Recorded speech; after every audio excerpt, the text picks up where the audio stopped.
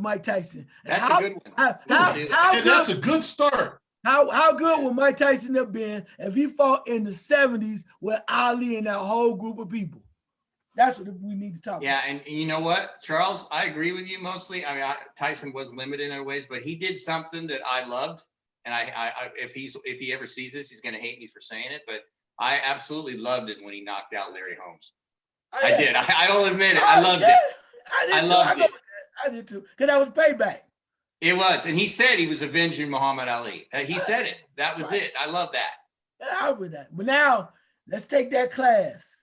Let's look at all these dudes and just putting through each one of them, and then let's compare and see what would he have done at his peak. Not no BS, and not when he's not ready. At his best. I would love to have seen him go against these dogs. And no disrespect to him, but we have come to, as we got older, and then particularly now, we come into an age, in my opinion, of boxing and sports where we want to crown the next great one without them earning it. And Mike Tyson was phenomenal for what he did. You can never take that away. Like Larry Holmes, as much as I thought Larry Holmes didn't fight anybody truthfully, you can only fight the people that are in front of you. Right. But to come up and say this dude was let's break this down. That's what we need to start doing. It's gonna piss some people off. That'd be fun. Let's get into some Sugar Ray Robinson and all kind of stuff in the welterweights. Let's break this. You want some fans? We're about to bring you the fans right now. Let's get it. That's a great idea. Yes, okay, so as we're about to break things down, let me just preface this by saying, welcome to the Ultimate Sports Network and Real Boxing Talk. And if you think the show is good, you just got a glimpse of the pre-show. This is what we do. So you imagine what we do when we talk on the show. This is what we talk about. So we had a plan of what we were going to do, which we never really ever follow through with. And now what we were talking about before we got the computer to work is where we're going to go. So we had some great fights over the weekend. We'll get to those in a minute. But here's where we're going. Right now, what brought us to this was we have boxers that are sheltered now. I guess is the best way of putting it. Is they're kept from fighting the fight that we want them to fight or that we think they should fight. And they're sheltered to protect the record. And that morphed into if Mike Tyson had fought so-and-so such and such, and I was about ready to say, well, Evander Holyfield's about ready to fight Kevin McBride, and we'll see how Kevin McBride really is, how good he really was, or no. But the idea of, and Charles was about to go on his rant, and we kind of calmed him down a little bit, but the concept of how good is somebody when you don't know who they're fighting, or would they have been as good no matter from era to era, person to person, fighter to fighter? So now that I've kind of thrown a little cold water on you, ice water, go ahead and run with it. See if the people will agree or disagree. They may not. I just want them to open up their brains a little bit, and that's all. You don't have to agree with me. I'm good with that. You don't have to agree with me. I don't have a problem with it. All I'm saying is Mike Tyson was one of the greatest heavyweights of all time. I give him that because basically a man or a boxer can only fight the people that's in front of him. And they put in front of him and he knocked out a lot of people. It was real quick. Everybody loved it. Everybody got excited. They crowned him this, blah, blah, blah. But all I'm saying to you, I know it's hard to compare eras and styles and all that. Nobody likes to do it because you can't win, but you can have an opinion. Even if you don't agree, you can have an opinion. All I'm saying is, and we took Mike Tyson at his prime, and we dropped him into the heavyweight division, and you can use the time of the early to 1973. Right to 70, let's say 77, 78 max. That's it. 76. I just say 77, and you put him in there with these names to see what he would do, and to deliver, to decide how would he fare against some of the top boxers during that time. Now, some people would say he would have been undefeated because they that delusional, and that's cool. Maybe he would have been. I don't believe that. But all I'm saying is when you start looking at the roster of names that were available at that time and the wars that took place in boxing, the heavyweight division there, I would love to see him battle. So we start off, I'm blowing off the top of my head, the Mike Weavers of the world, you know, and from that standpoint of Ken Norton, even to the point of Ali, Frazier, Foreman, even Jimmy Young, Jerry Quarry, Jerry Quarry, right? Corey, Lyles, Shaver, yeah, Ellis, right? So yeah, right. all of those names, we might come up with 10 names. I would love to just break down style for style just to see how he would fare. Now, it doesn't mean you got to be a Superman, whatever, but when you start throwing that title around, as people consider him the greatest of all time, you got to have some damn marks on your record, bruh, because what he did was amazing. Everybody was hyped. He was a machine. But when you really start getting down to it, the reason why I love that era or that time period in the 70s is because dudes put work in. Joe Frazier, when he beat Ali, was supposed to be the guy because he took down the guy, right? Took down the champion. Then he gets in there with George Foreman, who he never could solve. Never. But did that make Joe Frazier a bad fighter? Hell no. But he just knew Ken Norton had the kryptonite for Ali. Everybody had a kryptonite. That's why, to me, it was probably the greatest time for boxing. I know in my lifetime, and the beautiful thing about this is I get out this rant and let y'all jump into this, is the point of this. The majority of the fights, I never was able to watch on TV. I had to listen to it on the radio. That made it even more. Now, I go back now and watch the fights video if we lucky, if they have it.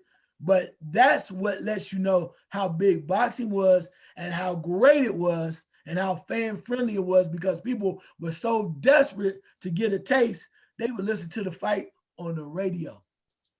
Well, John, I've got a question for you because we've discussed this in various different ways and various different things.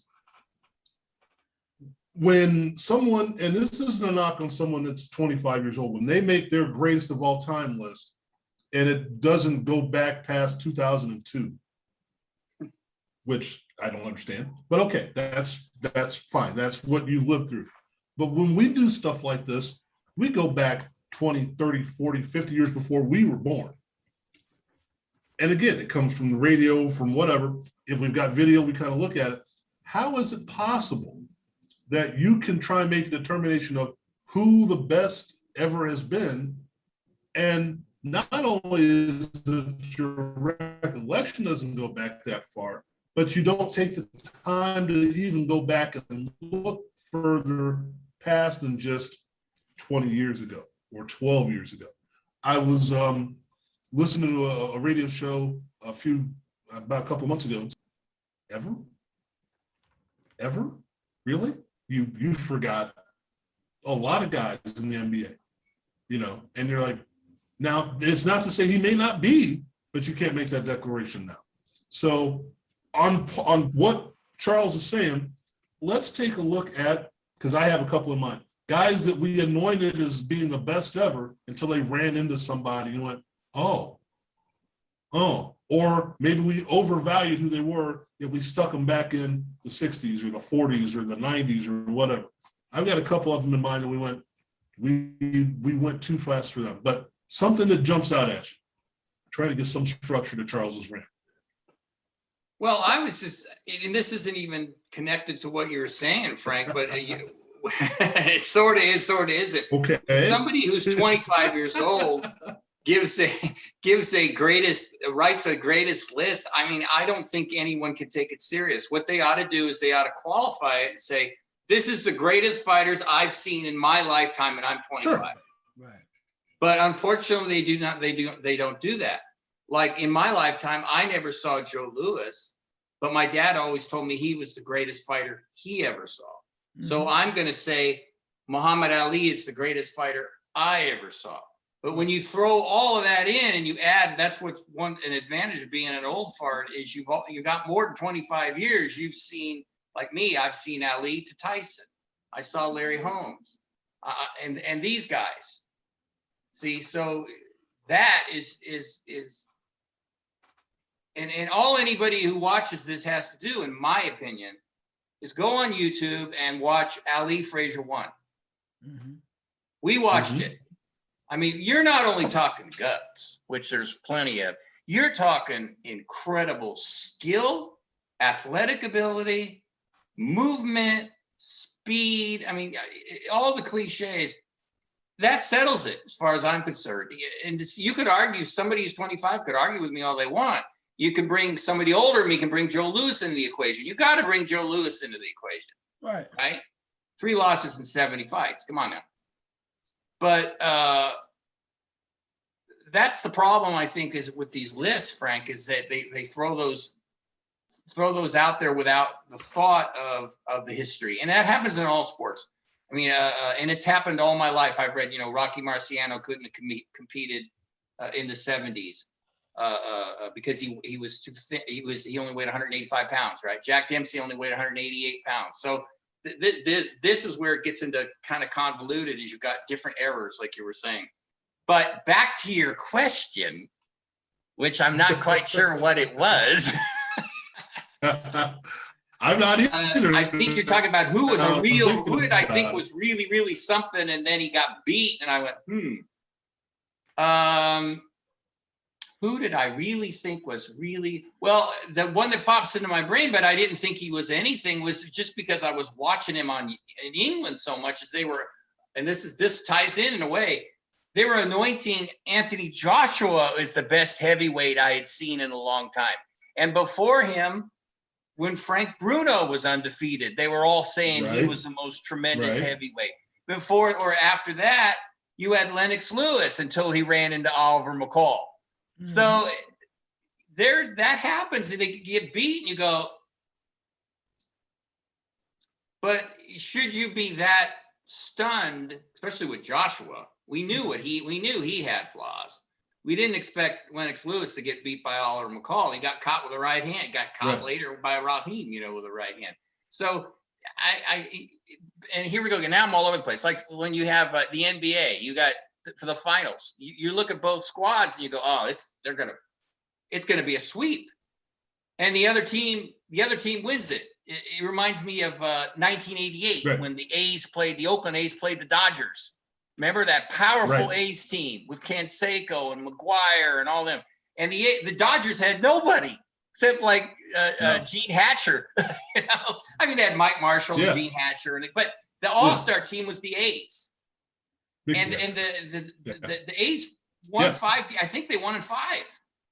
So I think that's the whole thing with sports, is you can't ever be too sure about it. So when you do one of these lists, I'll try to finish this right now. You do one of those lists, you got to be careful, I think, because you better qualify it, because something going back to 2002, and I don't comment on these things because it's ridiculous to people because they get so heated about it. You go back to Tyson and say Tyson was the greatest heavyweight ever. No. And you lose the minute you say that you started watching boxing right when Tyson was dominating, because you don't have that perspective that you need to have in sports, in all sports. Well, the thing that we've done, and I think we do, irrespective of these kind of conversations, just we do it individually. We did Zale Graziano. Now, I wasn't born when Zale Graziano fought. That was way before my time. But I respect the fact that other people say that this is something you need to see, and I go watch it. Now I file that into the mix of what's going on.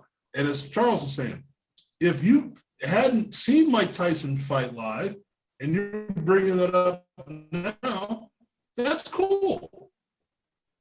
But also understand, if you're going to make that kind of Mike Tyson kick, then you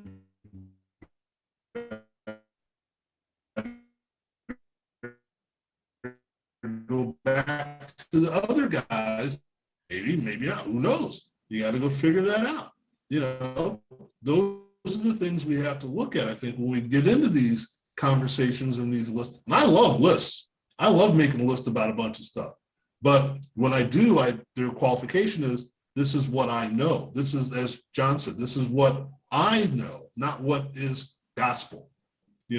And where I was going with the question I almost tried to ask and I didn't get out of there, remember when, and Charles is going to love this, and he retired undefeated, but Charles is going to say, and who did he fight? Joe Calzaghe. Where does he fit in with all those guys? Did he fight anybody? Could he have beat them? Well, I don't think we'll ever know because it's an odd style to match up. But I thought he was better than Charles thought he was. But I don't think he was. I mean, is he top 3, top 5? I don't know. I don't think Charles has him in the top 500, but that's another story. Yes, he does. $4.99. But the idea of, more than just what I think. You have to do a little research and figure it out. And then you can come, and we're never going to come up with a definitive answer because that's the beauty of it. But come up with more than just, I saw this guy fight last week and I think he's the best I've ever seen. Which gets us to last week's fights. And that gets us to this first one is Lutins against Sergey Lipinets, however you pronounce it. Lipinets, yeah. First, was he healthy? I guess is the best way of putting it. And second, as Charles said, have we seen the best of Boots, or is he a finished product? He's a finished product. He looked pretty damn good, but he's got some holes. Can he hang on with the big guys right now? Charles, what do you think about that? Well, when you talk about Lipinets, to me, when they even showed him warming up, it seemed like he was either punch drunk or something was wrong. And there's nothing wrong to take away from Boots Ennis at all. Boots Ennis came in, did what he had to do, and he was quality. He was a showman, and he looked very sharp. But to me, Lipinets wasn't the guy that we saw earlier, and he's got a lot of praise for before. But he's still a quality fighter, right? So you can't take anything away. But when he was taking the first early hits, and he started to kind of wobble like that a little bit, I was like, he can't get out the way. He literally cannot get out of the way. And he's just older. But you take nothing away from Boots Ennis. I'll say that Ennis, though, he's young, he's fiery, exciting, very sharp at times. Of course, he has some holes. I mean, we could say the same thing when we saw the younger, was it Ortiz fought earlier as well. He had some holes. Defense really was getting hit. So you don't expect him to be perfect, but he was perfect that night just by the way he was getting it done. He's definitely not a finished product. I hope they bring him along the right way. I know John talks about that often, but is he ready to step into the next upper echelon, this next step of the big boys? I don't think so. I think they'd be doing him a disservice by getting him in there with the top guys, particularly at welterweight right now, when there's some other fights he could take. We mentioned about Danny Garcia, right? That'd be a great Pennsylvania, Philadelphia type of standoff. Some other folks, maybe younger, that wouldn't be so bad. It's another step for him. But overall, he was exciting. Take nothing from him. Awesome performance. But, we're in the business of being analysts. We talk about how great he was, but we also have to recognize, too, that we see he need a little work. But that's okay. Because when you're young, you have time to work out the kinks and get things together. And John, you've been espousing what he can do for a while. What did he show you that you went, this is why I put my stamp on it?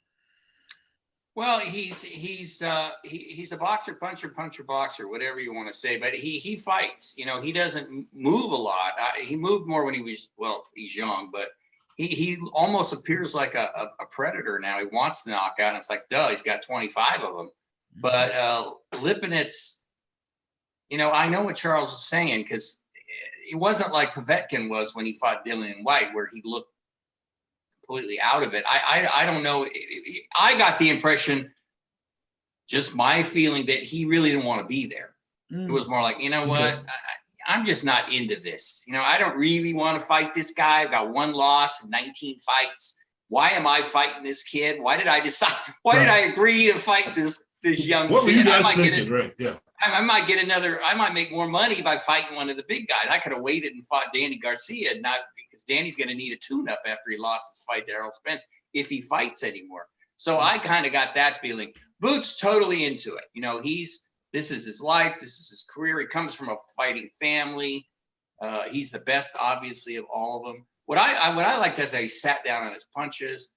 What we were just saying about flaws and what Charles said off air, he did get hit too much. I'm sure that his father took note of that. You can't get hit. You can't have Errol Spence or Terrence Crawford or Virgil Ortiz clipping you with those shots. But I mean, that would be an incredible matchup. Would be Boots and Virgil Ortiz. That would be like LA in the 1970s when Bobby Chacon and Danny Lopez fought each other. You know, two young, undefeated guys knocking people out left and right. And you know Ortiz is there. You know, he already called out Terrence Crawford. People are already talking about it. I'm sure Boots would do it. But do you want to risk it at this point? And they're bringing Boots along very slowly, but deliberately. I'll just say that. So what's that mean? Sometimes it means something. You know, are they a little afraid to put him in there with somebody that might upset the apple cart here? So there's always these little side stories going on in boxing. Virgil Ortiz not afraid. He wants to fight whoever it is. They're not bringing him along. Oscar De La Hoya is already, oh yeah, I'll put him in there with Terrence Crawford. So there's no fear there about that. Might not be the smartest thing in the world, but there's no fear. But I really like Boots. He's very sharp. Sits down on his punches. Like I said, he's got power. He did something to Lipinets. It's never been done. Garcia put him down, but he got up. He put him down. He didn't get up. Funny thing was the first punch was really the one that hurt him, and he wobbled like Charles was talking about, and then he got hit more with a glancing blow and went down. I just think he was like, you know, I can't beat this guy. That was the body language I was getting when right before the round started. You know, did you guys see that? It was like, yeah, this guy is too fast for me. I can't get out of the way of the punches. I don't want. I'm not saying he quit because I would never say that. But I think he just said it to himself. Man, this kid has got too much for me, and that's it. But yeah, I hope they keep on bringing Boots along like they are, and they work on his defense, because that's true. If he gets in there with whoever next, now the pressure's on. Now they have to fight somebody better the next time. So whoever that is, like we were talking about Sean Porter, but why would Sean Porter risk it to fight the kid when he could get another title shot here? The guy who might need it is Keith Thurman. Keith's becoming a non-entity. He's not even, nobody even talks about him anymore. Would he risk fighting Boots? So a lot of things going on. And like you said, Frank, real fast, these guys are like we both said, they're all getting older. All of them are over 30. The young guys are breaking the door down, especially lightweight and whatever, and they'll be moving up to welterweight at some point. Haney and Garcia and all them. So Boots is already a welterweight. So, you know, the old guys, if they're going to do it, they better do it now. Oh, well, Charles, I'm going to do this in a roundabout weird way, but of the fights that we had last weekend, which fight was the most entertaining for you? I mean, you might say because of the way that the battle was with Smith, that fight maybe, but I think entertainment wise, it's Boots, because I wanted to see him. I mean, I really wanted to see him. I heard a lot about him. I heard what he was capable of, and he's received a lot of hype, but I wanted to see for myself, and I did, and I was impressed.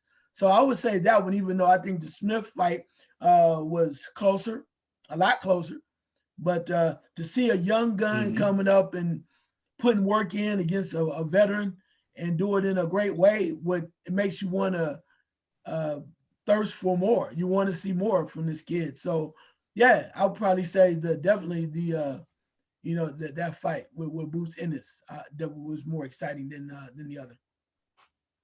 Okay, John. Now I was whining and complaining off the air about the people that do this. I'm going to ask you the exact same question. What do you think was the most? At least I got a different answer though, Frank. Yeah. I like the Smith fight with the Russian because I was pulling for him. I'll admit it openly. I really wanted him to win. He had a dream. I wrote about it. But really, this could make you guys probably bust up laughing. You probably didn't even see it. I've been debating writing about this.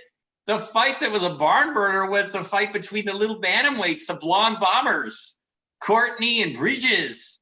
I mean, and the thing that intrigued me as a writer was that and I still been trying to get it in my brain to write about it, but you're talking about two, in a lot of ways, laughing stocks of boxing. You got two blondes. People are like, and I'm going to try to be politically correct here. One of the blondes, who's actually a math teacher, a black belt in karate, a bodybuilder, we'll just say she's built like a brick house. I'll just say that. That's fair enough, right? That's not too politically incorrect. She's built like a brick house.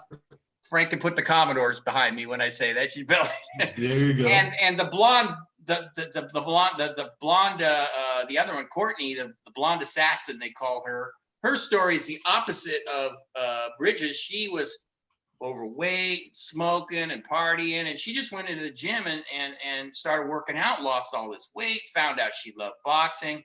So the joke, in a sense, was they were fighting for a title. What wasn't a joke was the fight. Right. You're talking about two little 117-pound ladies. I just say, strike that. 217-pound fighters that went at it hard the whole time. Bridges got staggered really bad when the fifth round almost went down. Courtney had a cut right here from a headbutt, bleeding all over the place. Bridges' eye is all swelled up like Carmen Basilio. Can't even see. Yep. She's getting hit over and over again. She's telling her corner, I can't see. But is there any thought of quitting? Not a chance. Nope. So Courtney won. The decision was fine. Some people complained about it. It was closer, but that's England. You know, if you're from there, you're pretty much going to get the decision no matter what. I mean, they're terrible. Right. But she won. But that fight, probably because I didn't know what to expect from Bridges. I thought she was all show, no dough. She was going to get knocked out in 1 or 2 rounds. I'll admit that. Instead, I had a headline in mind. Earned respect. Courtney and Bridges definitely got the respect of everybody in the boxing community. It was a 10-round war. So that one was the one where I was like, wow. Now the Smith Vlasov fight was good and all that, and the decision was debatable, but that Courtney Bridges fight was very entertaining, and good for women boxing. Women boxing needs that, and then Savannah Marshall, she knocked out someone and she wants Shield. So it's very good for women boxing. See, I was going to go with the German and Chaos and Rodriguez fight because there was a fight. Yeah, there was a fight there was no give in that fight. There was no give at all. It was like, I'm coming, you're coming, we're going to meet in the middle of the ring. I may take a step back, but I'm not going to do it for long. And they just kept coming after each other and coming after each other and coming after each other. And Chaos won the fight, but it wasn't that Rodriguez gave it away. So that's where I went there. But I understand what you're talking about. And then, I just turned it on at the end. The big was the Nigerian, the big dude that just came out and smacked the crap out of the dude. I'm like, what was that? I thought that was just two guys that got out of the stands and just said, here, there's a beer involved in this, go hit somebody. At the knockout. I'm not sure if that was a boxing where match. You hit him right here and just knocked him out. He poosh. Yeah. It's like, whoops. And I tuned in literally about 12 seconds before that happened. I went, I haven't heard of these. Oh my, he's done. Wow. So yeah. And Joe Smith, Charles, we talked about this the other day. Where were you at in that? Was it a close fight, or did Vlasov get? I think it's the best way to put it. Yeah, I think it was a close fight. Or both. I think it was a close fight. I think it could have easily been a draw, right? But there were some people that, clearly said they thought it was, it was a robbery, right? The Russians should have won. But that's how they do it. I mean, I like those kind of fights, but you know how that goes. One judge sees one thing and they kind of go with a certain way how they feel and what their expectations are. And there always going to be some, there's going to be some decisions that you don't like. But it was a good fight, because any fight that makes you think that way, that it was that close, and you had to come away like either being upset or frustrated, or at least you think about knowing that it could have went one way or another, is worthwhile watching. I mean, you go back to Chocolatito in his last adventure. I mean, there's no way that we thought Didi lost that fight, but it was debatable depending on what they saw. So you rather see that fight than you rather, or sometimes you like to watch Boots Ennis just be masterful, right? I mean, every time we see Shakur Stevenson, we know what it's going to be until he fights somebody again that's supposed to be good, and he still might do the same thing. But to that point, sometimes it's good to watch a great boxing match or a great fight, but it's also great to watch these young guns coming up and watch them mastering their craft and getting better, and you kind of watch them grow. I think that's the beauty of it. Well, now you brought up an interesting point from before, and you just kind of doubled down on it. When we're looking at these young guys, and inexperienced may be a better word, I don't know. When we're looking at people who don't have quite as much experience, what are we looking at to get them that we see, okay, now I've got the answer. Now I see where they're going. Is it a particular fight? Is it a particular style? Is it something they figure out? Or is it just they pass the eye test and they didn't pass the eye test before? Charles. I think I wouldn't say, to me, it's not the eye test. It's progression, man. It's progression. Because depending on where they're at, you come up and you say a guy might be in his first 6, 7 fights, whatever, in less than 10 fights. Then he fights a guy that's a veteran. Then you watch that. Then let's throw, and I know this is rare, you throw Shakur Stevenson out there. Each time he fights supposedly a better opponent, he shows you he's just as sharp as he was or even better. He rises his game. So for me, it's more about, I watch you the first time, watch you the next couple of times, and each time that you fight, even if you're not the victor or you're not as dominant as you were in your previous fights, right? When the talent, a level of competition that you fight is raised, and you still come in and compete and able to show that you belong, I think that continuing to improve or progression, if you will, is what I'm looking for. You don't have to be perfect. Just, okay, you clearly belonged in the ring with this guy. It's not like you were out of place. They moved you up too fast, but progression to me is key. Even if you have flaws, that's fine. But show me progression. Well, from this fight to the next fight to the next fight, I'm getting better. Well, and that's a good point, because John, we've talked about it and we looked at it. There are guys that they don't get to show that progression because they fight that flatline opponent next time, and next time. And next thing you know, we have a paper champion, and then we try and unify the belt, like, oh my goodness. Or I look at, let's see, Prince Nazid. It's like, okay, he's kicking butt here, and he's flying into the ring, and he's doing backflips and he, whoops, you fought the man you shouldn't have fought, and you went and just kicked your butt. And, you know, this is I think, and again, I'm putting words in his mouth, this is Charles's problem with, I think, Joe Calzaghe. Who did he fight? Getting to that point, you know. But when you have the Nigel Kesslers or the Glenn Coffey Johnsons, these people that will fight anybody, it legitimizes what they do, I think. So where we're at right now with some of these guys, and we've got guys calling each other out all over the place. The one guy that I think that isn't getting called out, isn't getting in the mix, as we talked earlier, is Andrade. What's the situation there? Is he really as good as we think he is? Or is he just the guy that's been there because no one else is fighting him, or he's not fighting anybody else? I think he is really that good. I do. I think people don't want to fight him because he's awkward. He's long. You know, he's got a long reach in a sense, not super long, but he's taller. He's 6 feet. He's awkward, and who wants to fight a guy awkward? It's like Joe Smith fighting the Russian last weekend. I mean, that guy you could see Joe Smith, you could see his brain just spinning like, I don't know when these punches are coming. I can't figure this guy out.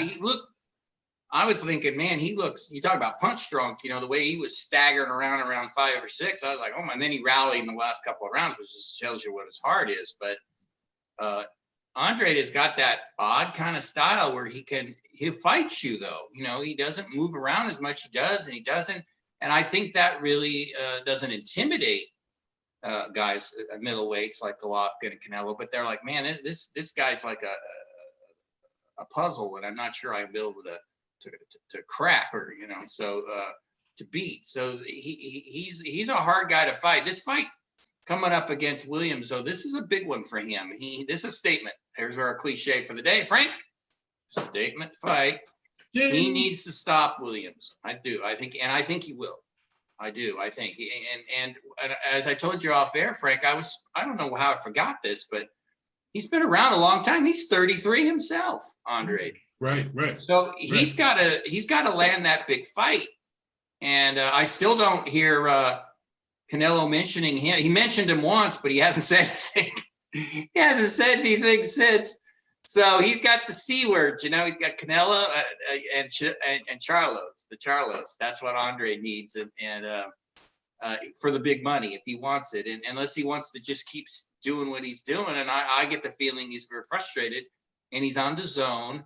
So, but yeah, back to your question, I do think he's really good. The question is, though, is we don't know how good until he fights someone like this fight. He's a big favorite.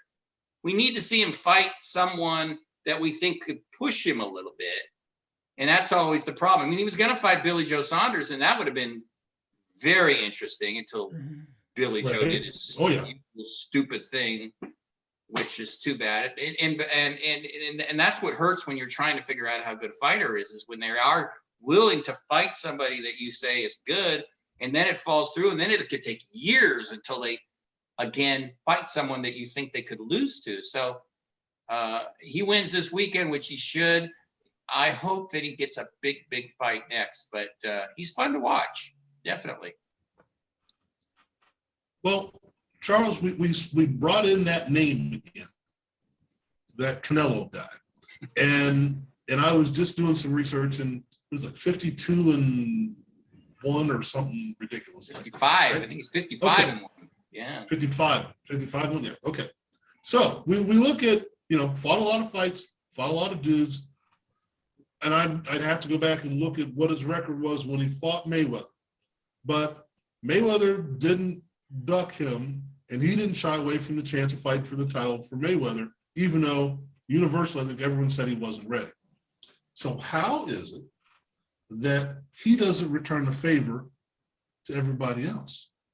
How is it that he says, you have to prove to me you deserve a shot at me, when he didn't have to prove anything to Mayweather to get a shot at Mayweather? At least that's my opinion. So why doesn't he say, I'll fight you, I'll fight you, I'll fight you? Yeah, bring it on, that's okay.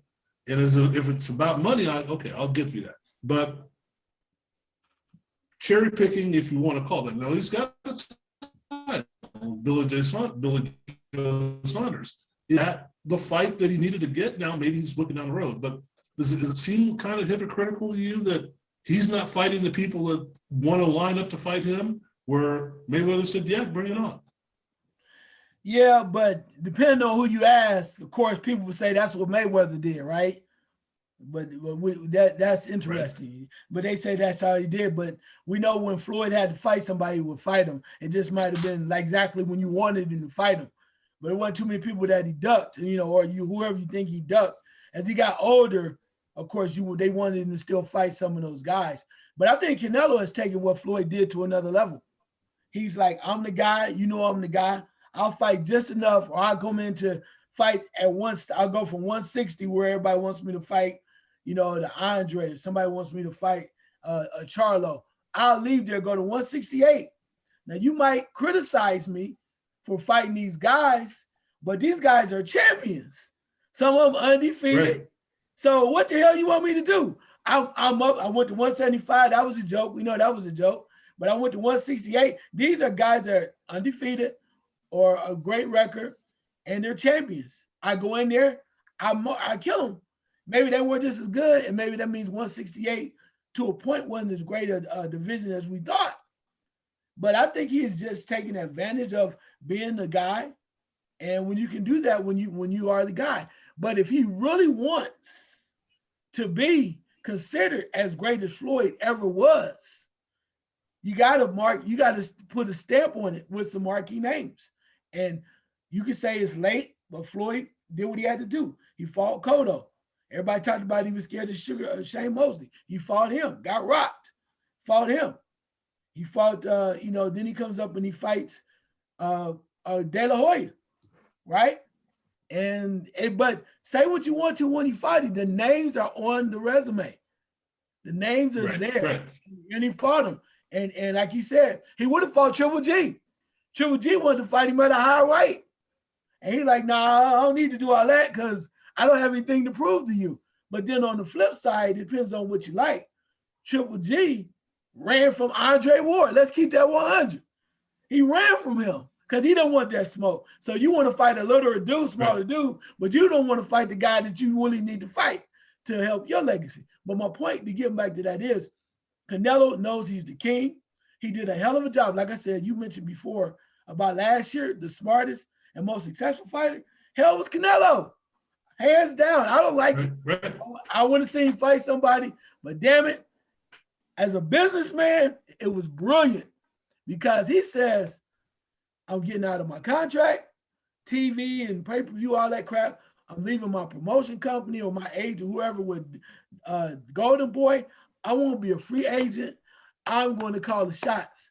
And the other thing he said, he came in and did, was to naysayers like myself and John. Anyway, he says, you say I'm ducking people. I'm ducking them, all right. I may not fight who you want me to fight, but damn it, I'm gonna fight 3 times this year. And I'm gonna go places that people want to see. And we can expect that. Right. I'm going to Miami. Yep. I'm going to Texas. I'm getting all that money. I can't get it in Las Vegas. I'm pulling out all the stops. All I need to do now is, like Mayweather did. He said, hey, y'all want me to fight Pacquiao? First time was $5 million. Now it's $300 million. So he says, when I fight somebody real, I'm gonna come with the real money. I'm gonna fight Charlo. I'm gonna fight whoever, but it's gonna be for some real money. So maybe it's not as bizarre and crazy as we may think. Maybe he's the second coming promotion-wise, and he saw Mayweather had the plan down to a T, and he recognized that, and he just playing his version of what Mayweather did, how you really get paid, and how the people still love you, because his fans will all they love you. I have no problem with that. Do I want to see him fight more people that are better? Yes, I do. But from a businessman's perspective, I think it's a hell of a thing. I applaud him, because who walks away from the big dogs and still come out smelling like a rose? That's Canelo, baby. Right. Right. All right, John, now I'm going to ask the question that I'm not sure there's an answer for it. I'm not sure he's using a point in asking the question, but something just occurred to me when he was saying that. And we're going to go in 2 categories. Who is the best young fighter that we need to see right now? Or not experienced, not a champion? Who's the fighter you go, this is the guy we got to keep an eye on? And then of the guys that either of the belt holders, we know how we feel about belts. Who is the man right now? Who is the guy that runs, maybe not be best pound for pound, but who is the, for lack of a better term, face of boxing right now? Well, Canelo is the face of boxing. I mean, there's no doubt. He is the man. He is calling the shots. He's just like Charles so eloquently put it. I mean, he has, if this is a plan, he's playing it perfectly. I mean, you talk about a perfect blueprint, and he has some names. Is it a plan? Right. Yeah. He's got a few names. You know, you could criticize it. I mean, he moves up to light heavyweight and knocks out an aged Sergey Kovalev. He beat a very talented Danny Jacobs. You know, he beat Austin Trout, debatable. I mean, he's fought some guys, and I'm forgetting, he allegedly beat Golovkin. By the way, Golovkin didn't run from Andre, Charles. He met him in person, looked him in the eye, and went, "Nah, I don't want that." That's even worse. He did run. That's even worse. That's even worse. You know what? I bet you if Andre was here now and I asked him, did you sense that? Because Andre, I told you that story, right? Where I asked him, what happened to your smile? And he goes, oh, he saw that, huh? Right. He was sizing him up. And I think Golovkin went, Yeah, he's 168. I'm 160. I'm not moving up to 168. Right. Forget it. He's like, no. But how you doing? that's Here's cool. some track shoes. Get out of here. Yeah. Right? Yeah. So Canelo is the guy. The question was, is the best young fighter? Man, that's hard because actually I know who the best young fighter is, and it's because he, in my opinion, because he hasn't. Whoever he fights, he's almost like Lomachenko was a few years ago, where you're always like, it's a given. Yeah, it's not even going to be really competitive. It's Shakur Stevenson. He's the best fighter that I've seen as far as everything, as far as athletic ability, as far as speed, his adaptability, and he's got this too. He's really smart. He knows how to fight. He knows how to move. He doesn't get hit. We're talking about Enos, right? Shakur does not get hit. He get clipped once or twice, but it's a 10-round fight. But the only thing he doesn't do to get people crazy is he doesn't knock people out. He just beats the crap out of you for 10 rounds. So as far as talent goes, I hope he fights Gervonta Davis. I think that would be fun, right? Wouldn't that be fun to see those two guys fight? I mean, I don't think Gervonta do it. He's got some legal problems right now, so hit and run and all that's like, ugh. But Shakur can fight. Oscar Valdez will fight him. Good luck on that, Oscar, as much as I loved what you did last time. Good luck on that one. But he's just got the complete, from what I've seen, this fits into everyone was just saying, Frank, you like segues. A lot of these guys have strengths and weaknesses, obviously, like we were saying. I don't really see any weaknesses in Shakur's game. If you're talking about lack of power, if that's a weakness, I don't think he lacks power. I just don't think he has a Boots Enos kind of power or maybe a Ryan Garcia kind of power. But the rest of his game, no holes from what I've seen. I think he uses the power judiciously. It's like, I'm not going to overextend myself. And again, we've always seem to bring it back to Mayweather. It's not that he didn't have power. It's just he didn't overextend himself to use the power. Okay. I'm going to break the rule. Fighter, he's a thinking man's fighter for sure. I'm going to break the rule. I'm going to ask Charles the same question. Wow. I'm kind of along with John. I mean, like you said, Canelo is the guy. But the one guy I had to say, I'm not going to say he's the face of boxing, but I'm not going to say he gets a bad rap, but I don't think people respect him the way they should. That's just me. That's Errol Spence Jr. I don't know what you want him to do. I mean, man comes off an accident, jumps right in there, and he bangs with Sean Porter. And it's Danny Garcia. Danny Garcia, right. I mean, these are two noble names, and it's like whoever's next. Everybody loved Mikey Garcia. He took him down, told him, you don't belong up here. He sent him down. And I don't think he gets the respect because everybody wants to see him fight Terrence Bud Crawford. But, I think he's right in saying, kind of like Canelo, I'm the dude at 147.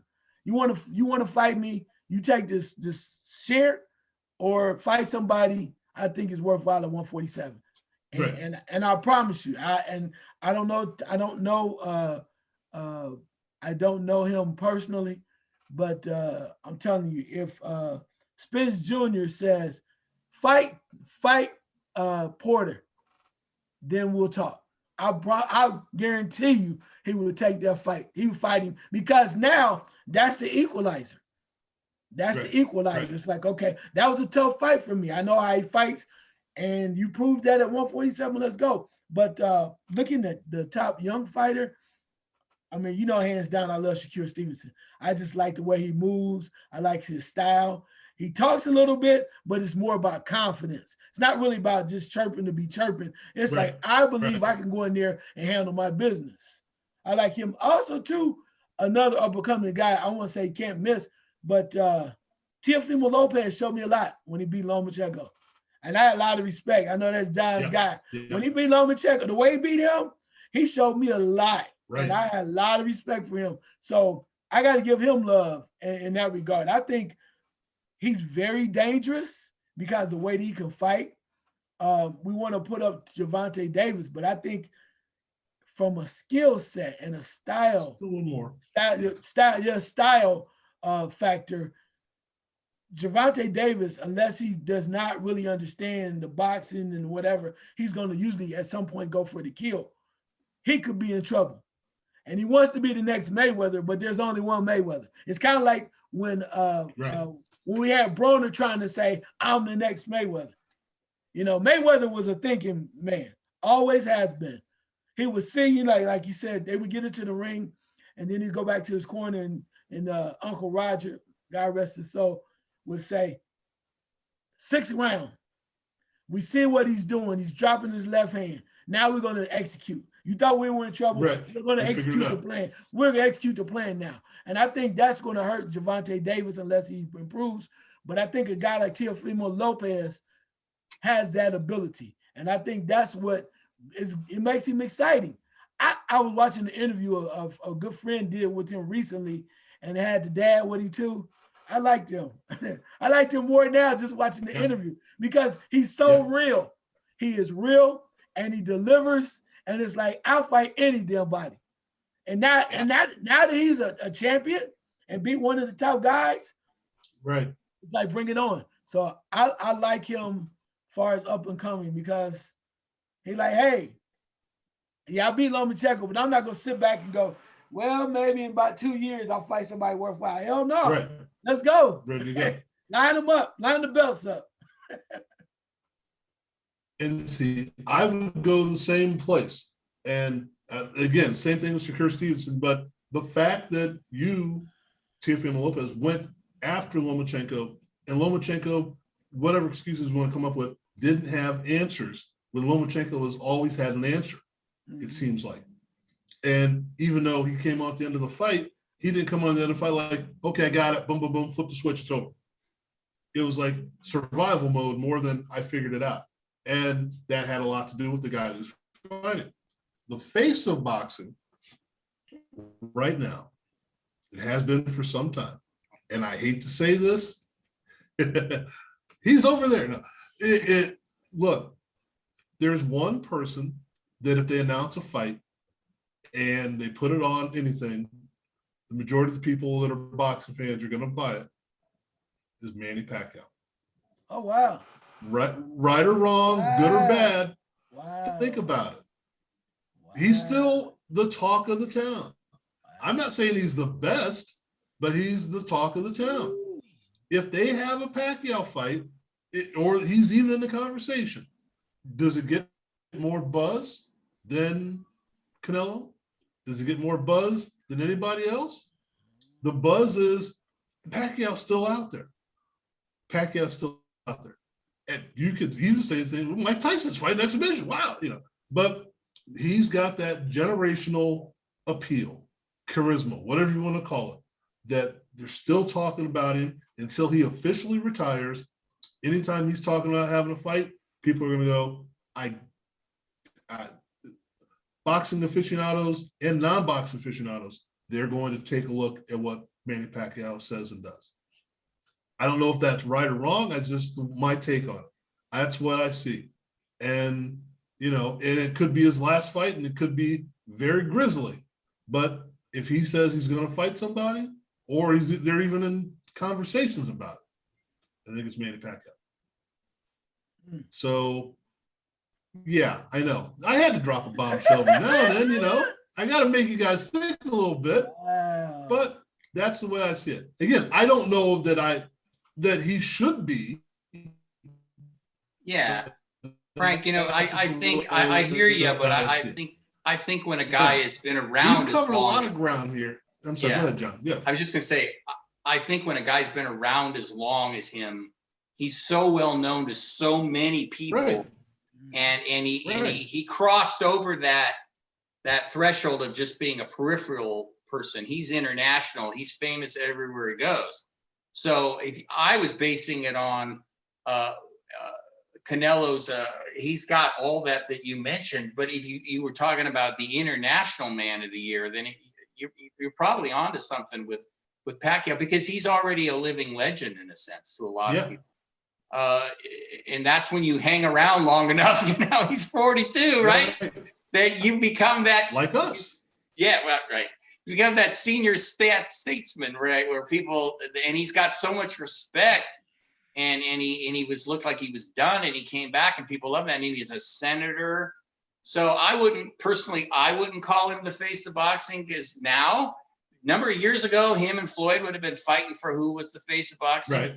But I hear you. I understand what you're saying, because he does obviously generate. I mean, he is so popular in the Philippines. Whenever I write anything and I send it over to the Filipino website, all it is like 100 words on who he's going to fight next. It gets like 10,000 hits in like 1 hour. I mean, he's incredibly popular. So I guess it depends on your criteria, what you're looking at. But that I didn't expect that one, Frank. I got to give you. Well, I thought, was he going to say? This is what. I thought you were going to say Mike Tyson for a while, because Tyson gets the same kind of, he generates everything, right. Tyson. Right. But that's not a good thing. I mean, he's like a living legend. It's the same thing. He's like a living legend. People are like, oh, we got to fight Holyfield again. Got to fight Lennox Lewis again. This is why I ask vague, open-ended questions. I don't ask anything specific. Like Kevin McBride again. Go on, see what you think. Yeah, Kevin McBride again, right. Well, okay.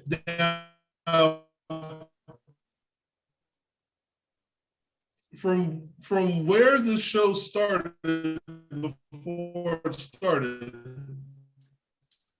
to where we're at now, and I appreciate your time. Sometimes the non-show is better than the show, and we get to talk about a lot of different things that way. So this has been another one of those really fun shows. We get to take a look at a few things. I think what we'll do down the road is we'll kind of take a look at some of those things we were talking about. Who fit better into that era? Who would have been okay?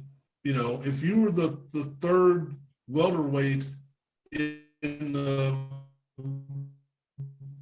early 80s, would you have been the top welterweight? Who knows? Because I hear a lot about, well, he couldn't have fought with us, and Sugar Ray couldn't have done, blah, blah, blah. And, you know, he would have been able to beat Durant. All that sounds all fine and good. And the great thing about weight classes is we can categorize by weight class. But sometimes I think it's subjective, but we have to go further back. You know, and as we say, you can't go back to 2005, just like we can't go back to 1975. We've got to go back further than that and categorize what we've seen and what other people have seen and talk to them. So, and don't forget, and I know people that are a little bit younger don't remember that there was stuff in print back in the day that you can read up on and check out too. So we'll add that into the mix as well. So again, it's been a great show. At least my concern is it's been a great show. I don't care what anyone else thinks. I think it was a great show. We have fun. We enjoyed it. And just as a note for the business of the Ultimate Sports Network and what we're doing, the actual boxing page will be up and running by this time next week. So you can come in and take a look at other stuff that we do besides this show, up-to-date rankings, that kind of fun stuff. We'll have all the Twitter feeds from the WBA, WBO, all that stuff on there. So a one-stop shopping for your boxing needs. So take a look at it. Gentlemen, thanks again, and keep on swinging. It's out of here.